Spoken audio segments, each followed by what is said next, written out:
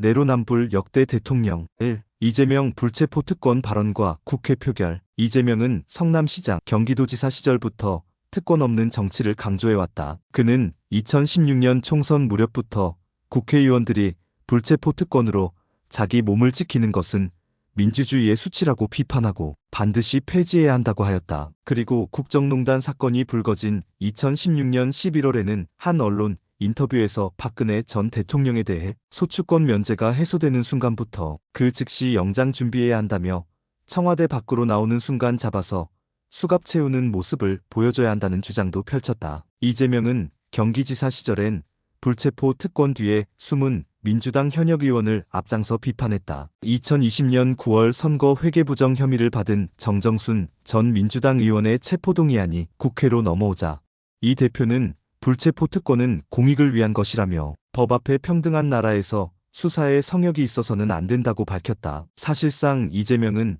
국회의원 불체포 특권에 대해 비판적인 입장을 여러 차례 밝혔다. 2022년 60일 지방선거 충북 지원 유세에서 불체포 특권을 제한하자는 것에 100% 동의한다. 처음부터 제가 주장하던 것이라고 말한 것은 더욱 생생하다. 당시 이 대표는 10년 넘도록 먼지 털듯이 털린 저 같은 깨끗한 정치인에게는 필요하지 않다라고도 했다. 잠깐 여기서 좋아요, 구독, 댓글 부탁드려요. 이후 대선 후보로 나섰을 때에도 같은 맥락의 발언을 반복했다. 불체포 특권은 권력형 비리의 방패막이일 뿐이며 국회의원 스스로 내려놓아야 한다. 당시 여론조사에서도 70%가 불체포 특권 폐지에 찬성했고 이재명은 이를 정치개혁의 핵심 공약으로 내세웠다. 하지만 2022년 대선에서 패배한 뒤 국회에 입성해 당대표가 된 그는 곧바로 자신이 과거 주장과 충돌하는 상황을 맞았다. 대장동 개발 특혜 의혹, 성남FC 후원금 사건 등으로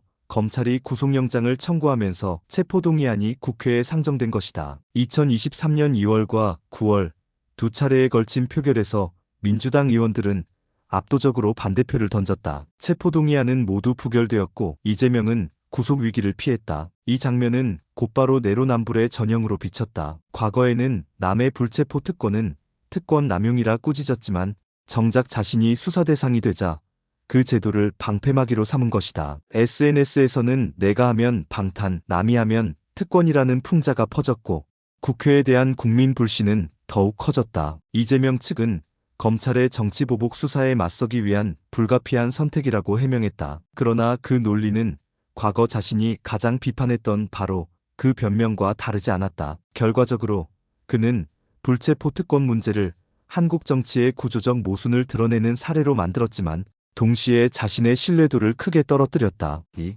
윤석열 유튜브 소통과 언론 배제. 윤석열 정부는 출범 이후 디지털 소통을 주요 정치 전략의 한 축으로 삼았다. 특히 대통령실은 기존의 언론 브리핑이나 기자회견보다 유튜브와 자체 제작, 영상을 활용해 메시지를 전달하는 방식을 자주 사용했다. 표면적으로는 국민과의 직접 소통을 강조하는 듯 보였지만 실제로는 기존 언론을 우회하고 불편한 질문을 차단하는 효과를 거두었다는 점에서 내로남불 논란이 제기되었다. 윤석열 대통령은 후보 시절부터 언론의 공정성과 투명성을 강조해왔다. 특히 검찰총장 재직 당시 그는 권력에 맞서는 언론의 자유를 존중해야 한다고 말하며 권력은 언론을 통제하거나 회유해서는 안 된다는 입장을 반복했다. 하지만 정작 대통령이 된 후에는 기자들의 질문을 직접 받는 자리를 최소화했고 국민과의 대화도 대부분 사전 각본이 있는 방송 형식으로 진행되었다. 특히 윤석열 정부는 대통령실 유튜브 채널이나 자체 영상 콘텐츠를 활용해 일방적 메시지 전달에 주력했다. 국민에게 직접 다가간다는 명분이었지만 이는 곧 검증과 질문이 배제된 소통이기도 했다. 국민의힘 지지층이나 보수 성향 유튜브 채널과의 교류는 활발했으나 비판적 언론과의 접촉은 현저히 줄었다. 대표적 사례가 출근길 약식회견 도어 스태핑 중단이다. 윤 대통령은 초기에는 소탈한 모습으로 기자들과 매일 짧게 대화하는 모습을 연출했지만 불편한 질문이 이어지고 논란이 커지자 돌연 회견을 중단했다. 이는 언론을 존중하고 국민과 소통하겠다는 약속과는 정반대의 행보로 비쳤다. 소통이 강조된 자리는 사라지고 대신 편집된 영상을 통한 일방적 메시지가 그 자리를 대신했다. 이 과정에서 드러난 내로남불은 두 가지 측면에서 분명하다. 첫째, 윤석열 대통령은 과거 정부를 향해 언론을 통제하고 국민의 눈과 귀를 막는다고 강력히 비판했지만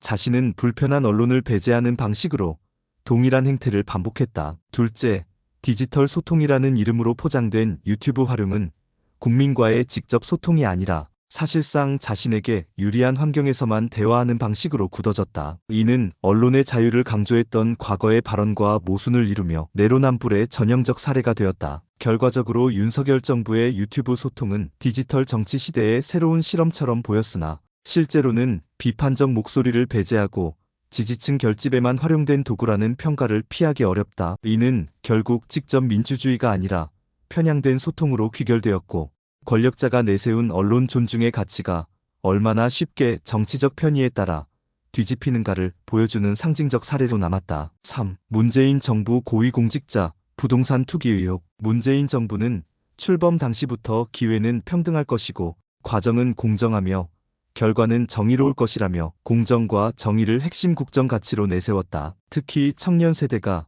가장 민감하게 느끼는 문재인 부동산 투기 근절은 정부의 대표적 개혁 과제였다. 2017년 대선 과정에서 문재인 후보는 부동산 불로소득을 차단하고 투기와의 전쟁을 선포하겠다고 공언했고 집권 이후 국토교통부와 청와대를 중심으로 투기 억제 정책이 쏟아졌다. 집은 사는 곳이지 투기의 대상이 아니다라는 문구는 당시 정부의 기조를 상징하는 선언문처럼 반복되었다. 그러나 시간이 흐르면서 상황은 정반대로 전개되었다. 정책은 연이어 발표되었지만 서울과 수도권의 집값은 폭등했고 영끌과 패닉바잉이라는 신조어가 생겨날 정도로 국민 불안은 심화되었다. 바로 이 와중에 불거진 것이 고위공직자와 공공기관 직원들의 부동산 투기 의혹이었다. 가장 파장이 컸던 사건은 2021년 한국토지주택공사 LH 직원들의 내부정보 이용 투기 사건이다. 정부의 개발 정책을 누구보다 먼저 알고 있는 LH 직원들이 땅을 사재기했다는 사실이 드러나자 국민은 깊은 배신감을 느꼈다. 정부가 부동산 투기를 근절하겠다며 수십 차례 대책을 내놓던 바로 그 시점에 정작 정책을 집행하는 공공기관 내부에서 투기가 이루어지고 있었던 것이다. 문재인 정부 고위공직자들의 행태 역시 도마 위에 올랐다. 다주택을 보유한 장관 청와대 참모진 사례가 줄줄이 확인되었고 청와대가 인사검증 단계에서조차 이를 충분히 걸러내지 못했다는 비판이 제기되었다. 대표적으로 변창흠 국토교통부 장관 후보자는 재개발 지역과 연관된 부동산 문제로 여론의 문매를 맞았다. 당시 정부는 공직자의 다주택 보유는 부적절하다며 매각을 권고했으나 정작 내부에서는 미적지근한 태도가 이어졌다. 이 모순된 상황은 국민들 눈에 내로남불의 전형으로 각인되었다. 정부는 국민에게는 투기를 단죄하며 희생을 요구했지만 자신들의 내부 문제에는 관대했다. 이는 단순히 정책 실패를 넘어 도덕적 권위 자체를 무너뜨리는 사건이었다. 부동산 적폐청산이라는 구호는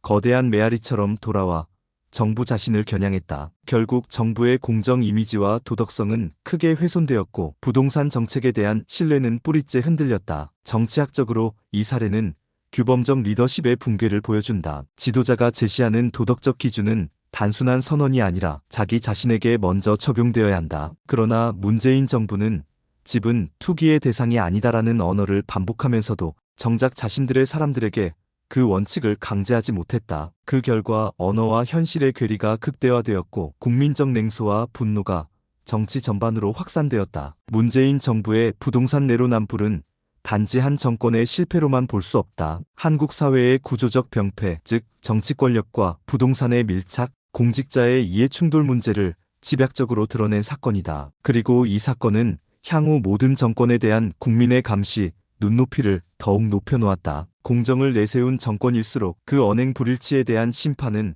가혹할 수밖에 없다는 사실을 증명한 것이다. 4. 박근혜 SNS 투명 약속과 폐쇄성. 박근혜 전 대통령은 집권 초기부터 SNS를 통한 직접 소통을 강조했다. 국민과의 거리감을 줄이고 국정정보를 투명하게 공개하겠다는 의지를 반복적으로 밝혔다. 공식 출범 전부터 국민과 직접 만나고 정부의 정책과 계획을 숨김없이 공유하겠다는 발언을 하며 디지털 소통을 새로운 정치 혁신의 상징으로 제시했다. 초기에는 대통령 개인 계정과 공식 페이스북, 트위터를 통해 정책 홍보, 행사, 사진, 일정 공유 등이 활발히 이루어졌다. 국민들은 댓글을 통해 질의나 의견을 제시할 수 있었고 일부 정책 관련 답변도 이루어져 초기에는 투명한 소통의 모델로 평가되었다. 하지만 시간이 지남에 따라 이 약속은 현실과 크게 괴리되었다. 정책 논란이 발생하거나 비판적 의견이 많아지는 사안에서는 해당 글을 삭제하거나 댓글 기능을 차단하는 사례가 보고되었다. 예를 들어 세월호 관련 논란이나 경제, 정책 비판에 대해 질문을 올린 일부 국민들은 답변을 받지 못하거나 오히려 차단되는 경험을 했다. 대통령 계정은 점차 홍보 중심으로 변질되었으며 비판보다는 이미지와 행사 소식 위주로 운영되었다. 이 과정에서 드러난 것은 바로 내로남불적 태도였다. 국민에게는 투명하게 모든 정보를 공개하겠다라고 약속했지만 실제로는 권력 이미지 보호와 정치적 통제라는 목적이 우선되었다. SNS를 통한 공개와 소통이라는 약속이 편리할 때만 취사선택되어 실행되었다. 이러한 행동은 공적 약속과 실제 행동 사이의 괴리, 즉 자신에게 유리한 정보만 공개하고 불리한 정보는 숨기는 이중잣대를 보여주었다. 또한 이 사건은 디지털 정치 시대의 새로운 문제를 제시했다. SNS는 민주적 소통 수단이자 투명성을 확보하는 도구로 여겨지지만 권력자에게는 이미지 관리 수단으로 변질될 수 있음을 보여주었다. 국민은 투명한 소통을 기대했지만 현실은 선택적 공개와 통제된 메시지 중심의 소통이었다. 정치인이 디지털 플랫폼을 활용할 때 약속한 소통과 실제 운영 간 내로남불의 가능성이 얼마나 쉽게 나타날 수 있는지를 극명하게 보여주는 사례다. 결국 박근혜 전 대통령의 SNS 운영은 초기의 약속과 실천 간 심리적, 구조적 간극을 드러냈다. 국민은 민주적 참여와 투명성을 기대했지만 결과적으로는 선택적 공개와 통제된 소통이라는 이중잣대 앞에 놓였고 이는 정치적 내로남불을 보여주는 대표적 사례로 기록된다. 5. 이명박 법치주의 강조와 본인 비리. 이명박 전 대통령은 서울시장 시절부터 법과 원칙을 정치 브랜드로 삼았다. 그는 2002년 청계천 복원 사업을 추진하면서 법치주의에 어긋나는 특혜나 위법은 단호히 배제하겠다고 말했고 대통령 취임사에서도 법 앞에 누구나 평등하다. 법치주의를 바로 세우겠다고 강조했다. 그의 집권 초기 정부의 키워드는 실용과 법과 원칙이었다. 불법 시위에 대해서는 강경 진압을, 기업 규제에서는 합리적 법 집행을 내세웠다. 법을 지키는 것이 곧 나라를 지키는 길이라는 그의 발언은 보수 지지층에게 강한 울림을 주었다. 하지만 퇴임 후 드러난 현실은 정반대였다. 그는 다스의 실소유주 의혹, 삼성으로부터의 뇌물수수, 국가정보원 특활비 수수 등 온갖 혐의로 기소되었고 결국 징역 17년형을 선고받았다. 법치주의를 내세우던 대통령이 스스로 법을 어긴 대표적 사례로 역사에 기록된 것이다. 여론의 반응은 차갑다 못해 냉소적이었다. 법치주의를 말하던 대통령이 결국 법에 걸렸다는 말은 일종의 아이러니로 회자되었다. 정치적 언어로는 도덕적 우월감을 내세웠으나 실제 행위는 정반대였던 셈이다. 그의 사례는 한국 정치에서 법치주의라는 말이 얼마나 공허하게 소비될 수 있는지를 보여준다. 6. 노무현 깨끗한 정치 외침과 측근 비리. 노무현 전 대통령은 한국 정치사에서 깨끗한 정치의 아이콘으로 자리 잡은 인물이었다. 그는 기성 정치에 대한 도전과 청렴함을 내세우며 권위주의적 정치 문화와 결별하겠다고 선언했다. 사람 사는 세상, 원칙과 신뢰라는 구호 속에는 도덕성을 최우선 가치로 삼겠다는 의지가 담겨 있었다. 특히 그는 정치자금 문제와 권력형 비리에 대해 강경한 태도를 보여 집권 초기 국민들로부터 강한 지지를 얻었다. 나는 돈 안 드는 정치, 깨끗한 정치의 길을 열겠다는 그의 언어는 시대의 울림처럼 퍼져나갔다. 그러나 시간이 흐르면서 그가 세운 도덕적 기준은 아이러니하게도 가장 큰 시험대에 오르게 된다. 대표적인 사례가 측근 비리 사건이었다. 2003년 대통령에 취임한 직후부터 열린우리당을 중심으로 한 인사들 사이에서 권력형 비리 의혹이 불거졌다. 대표적으로 당시 대통령 측근인 안희정, 강금원, 최도술 등이 정치자금법 위반과 관련해 구속되거나 수사를 받았다. 최도술 전 청와대 총무비서관은 대기업으로부터 거액의 불법 자금을 수수한 혐의로 재판에 넘겨졌고 강금원 회장은 불법 정치자금 조성 혐의로 실형을 선고받았다. 이 사건들은 노무현이 공언했던 돈 안 드는 정치와 정면으로 충돌하는 것이었다. 특히 국민들에게 충격을 준 것은 대통령 본인과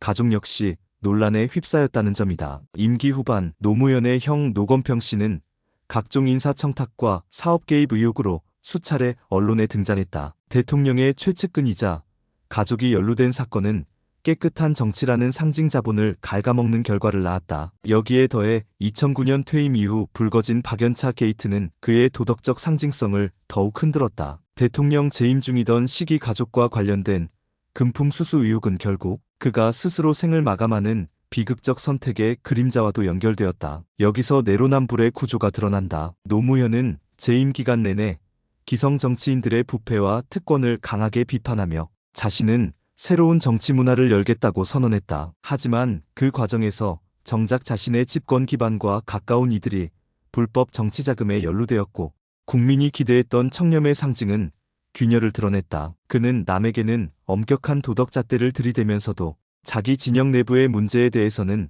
초기에는 충분히 엄정하지 못했다는 비판을 피하기 어려웠다. 물론 노무현은 다른 정치인들과 달리 스스로의 한계를 인정하려는 태도를 보이기도 했다. 저의 불찰이고 저의 책임입니다라고 대국민 사과를 했던 장면은 지금도 기억에 남는다. 하지만 국민이 실망한 것은 단순한 사건의 발생이 아니라 이상과 현실의 괴리였다. 깨끗한 정치의 상징이 무너지는 순간 사람들은 이중잣대의 씁쓸함을 더욱 크게 체감한 것이다. 노무현 정부의 사례는 내로남불의 본질을 잘 보여준다. 도덕적 정당성을 무기로 집권에 성공했지만 스스로 그 잣대를 끝내 지켜내지 못했을 때 실망감은 배가 된다. 남을 비판하던 언어가 자기 진영을 겨누게 되었을 때 그 무게는 훨씬 더 크게 다가온다. 그리고 이 상처는 단순히 한 정치인의 실패를 넘어 한국 사회 전체의 정치 불신으로 이어졌다. 7. 김대중 도덕 정치와 대북 송금 사건. 김대중은 평생 야당 지도자로서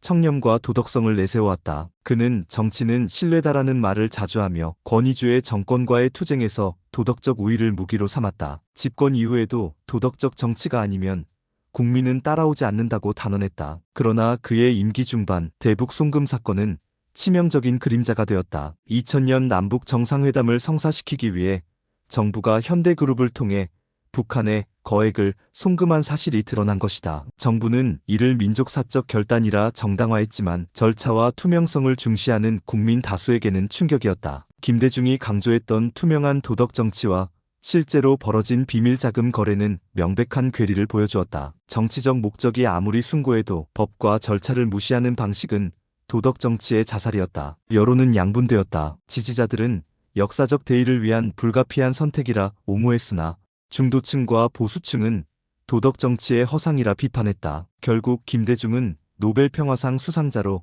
세계적 영예를 얻었지만 국내에서는 도덕 정치의 모순이라는 꼬리표를 남겼다. 그의 사례는 대의를 위한 불법이 과연 정당화될 수 있는가라는 오래된 질문을 다시 던진다. 8. 김영삼 부패 척결 구호와 아들 비리. 김영삼은 한국 민주화의 상징적인 인물로 군사정권을 무너뜨린 뒤 문민정부를 출범시키며 세계화와 함께 부정부패 척결을 가장 큰 국정 기치로 내세웠다. 그의 언어는 단호했다. 부패를 척결하지 않고는 나라가 발전할 수 없다. 부패는 민주주의의 적이며 정의의 적이다. 실제로 김영삼은 임기 초반 과감한 개혁으로 국민의 지지를 받았다. 금융실명제를 단행하고 전두환 노태우 전 대통령을 구속시켜 권위주의 체제의 잔재를 청산했다. 역사 바로 세우기라는 이름 아래 이뤄진 일련의 조치들은 국민에게 정말 깨끗한 정치가 가능하구나라는 희망을 심어주었다. 그러나 정작 그의 집안이 그 명분을 스스로 무너뜨렸다. 차남 김현철 씨가 정재계 인사들로부터 금품을 받고 인사 및 정책 결정에 개입했다는 혐의로 구속된 것이다. 국민이 본 것은 부패 척결의 기수라는 대통령의 외침과 달리 권력의 그림자 속에서 아들이 권력형 비리의 중간 브로커로 군림하는 장면이었다. 김영삼은 기자회견에서 현철이는 내게 아무 보고도 하지 않는다라며 선을 그었지만 국민의 분노는 가라앉지 않았다. 대통령이 깨끗한 나라를 외치면서도 자기 아들의 부패를 제대로 단속하지 못한 것은 도덕적 모순이자 명백한 내로남불이었다. 당시 여론조사에서는 김영삼 정부에 대한 신뢰도가 급락했고 IMF 외환위기와 맞물려 개혁 실패라는 낙인이 찍혔다. 국민은 남의 부패는 가차없이 단죄하면서 자기 집안은 감싸는 것 아니냐는 냉소적 질문을 던졌다. 결국 김영삼 정부의 도덕적 자산은 이 사건을 계기로 크게 훼손되었다. 아이러니하게도 부패 척결이란 구호는 남에게는 엄격했지만 자기 집안에는 느슨했던 대표적 내로남불의 상징으로 남았다. 감사합니다. 좋아요, 구독, 댓글 부탁드려요.